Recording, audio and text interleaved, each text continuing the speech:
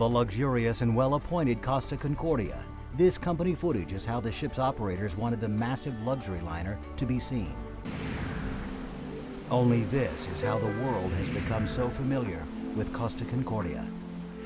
On January 13th, the ship crashed into the rocks off the coast of Tuscany with about 4,200 souls aboard. From the small town of Duanesburg, New York, Brian Aho and Joan Flesser were celebrating their 20th wedding anniversary on the Costa Concordia when the 116,000-ton ship crashed into the rocks. First we heard a tremendous vibration, and then almost like an explosion, really. It was that loud. The couple was cruising the Mediterranean with their teenage daughter and just started dinner in one of the ship's dining rooms. And I basically had to chase my plate across the table. Although it was a deadly crash, the death toll is far below that of the crash of the Titanic. But 100 years later, there are some eerie similarities. The dining room scene was exactly what it was like. James Cameron got that part right. Climbing through a capsizing ship in a dining room full of shattered glass and pandemonium, Brian, Joan, and their daughter made their way toward safety.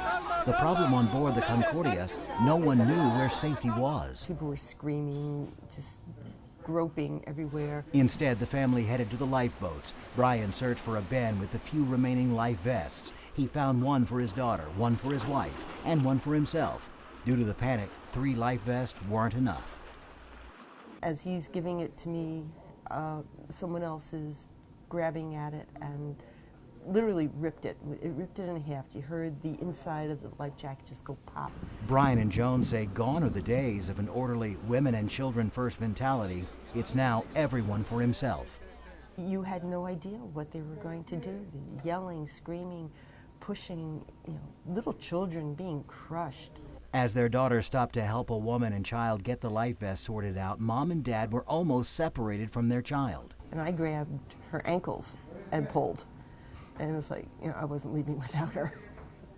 When the lifeboat crashed from the massive listing ship into the sea, there was another serious concern.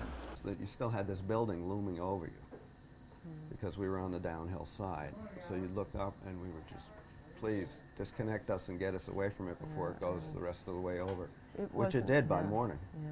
When they finally got free of the crash sinking ship, they landed on the tiny island of Giglio. The problem, there were more than twice as many people seeking refuge than actually live on the island off the Italian coast. After seeing the human animal at one of its primal and frightening stages, Brian and Joan say they were comforted physically and emotionally by the people who live on the island. Everything open to take care of these people. We just got on the island and, okay, what do we do now?